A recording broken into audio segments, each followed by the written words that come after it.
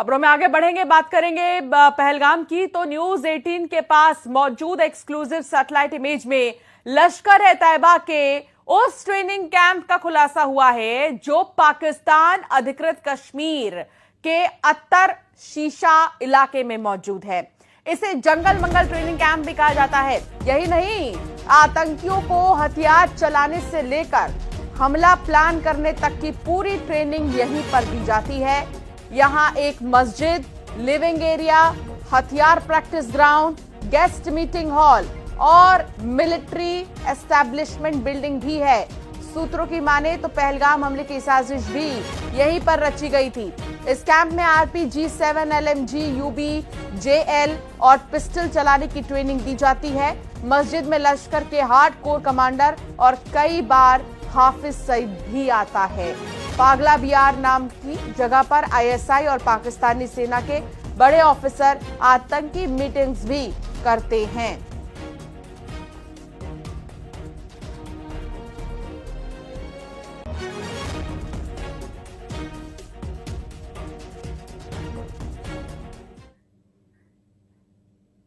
पाकिस्तान सेना प्रमुख असीम मुनीर ने एक बार फिर से भारत के खिलाफ जहर उगला है।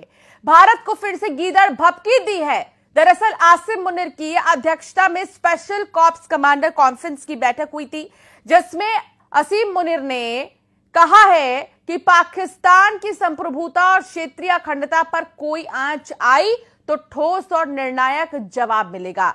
आसिम मुनीर ने साथ ही कहा कि पानी रोका तो 24 करोड़ लोगों की जिंदगी खतरे में पड़ सकती है।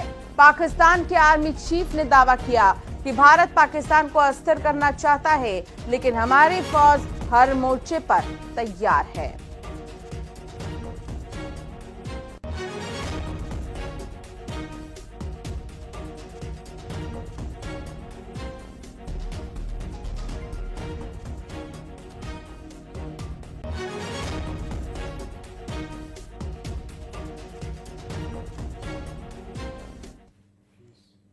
पहलगाम हमले की जांच कर रही NIA की शुरुआती जांच रिपोर्ट में पाकिस्तान समर्थित आतंकी संगठन लश्कर ए तैयबा, ISI और पाकिस्तानी सेना की साजिश का खुलासा हुआ।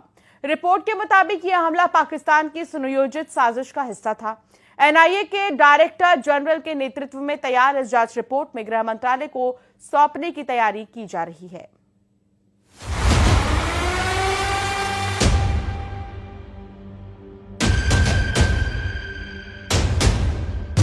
पहलगाम हमले की साजिश सीमा पार रची गई।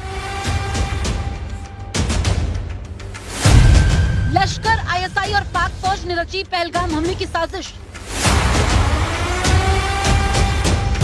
NIA की शुरुआती रिपोर्ट में हुए सनसनीखेज खुलासे। अब कैसे मुंह दिखाएगा पाकिस्तान?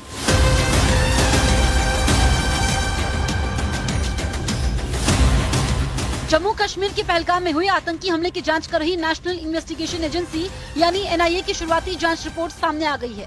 इस रिपोर्ट में पाकिस्तानी आतंकी संगठन लश्कर ए तैयबा, ISI और पाकिस्तानी सेना की साजिश के पुख्ता सबूत मिले हैं।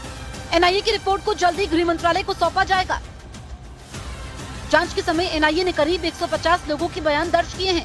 साथ ही 3D मैपिंग और रिक्रिएशन की शुरुआती रिपोर्ट भी इस जाँच का हिस्सा है। NIA की प्रारंभिक रिपोर्ट में इस बात का जिक्र है कि बकायदा ISI और लश्कर में पूरा एक गठबंधन बन चुका था, जिसके जरिए आतंकियों की एक नई फौज तैयार हो रही थी और उन्हें ट्रेनिंग दे रहे थे ISI और पाकिस्तानी सेना के नुमाइंदे। रूट क्या है और उनको हथियारों की ट्रेनिंग कैसे दी जाए। रिपोर्ट में यह भी सामने आया कि आतंकवादियों का सीधा संपर्क पाकिस्तान के कब्जे वाले कश्मीर में बैठे उनके हैंडलर्स से था।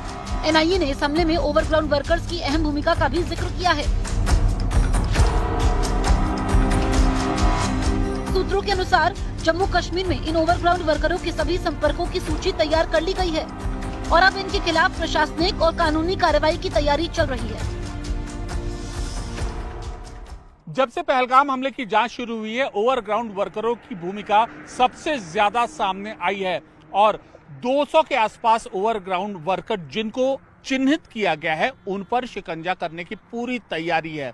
दरअसल एनआईए सूत्रों के मुताबिक अपनी रिपोर्ट में ओवरग्राउंड वर्कर किस तरीके से पनपे और अब उन पर काबू पाने के लिए क्या तैयारी की जा रही है, इस बात का भी जिक्र है। एनआईए के डायरेक्टर जनरल की अगुवाई में तैयार इस शुरुआती जांच रिपोर्ट को गृह मंत्रालय को सौंपने की प्रक्रिया जल्द शुरू होगी। एनआईए की शुरुआती रिपोर्ट से ये साफ है कि पहलगाम में हुआ हमला सिर्फ गोलीबारी नहीं बल्कि एक बड़ी साजिश थी, जिसकी डोर पीओके से खींची गई थी। भारत के खिलाफ इस साजिश के साथ पाकिस्तान एक बार फिर आतंक का एक्सपोर्टर बनकर सामने आया है।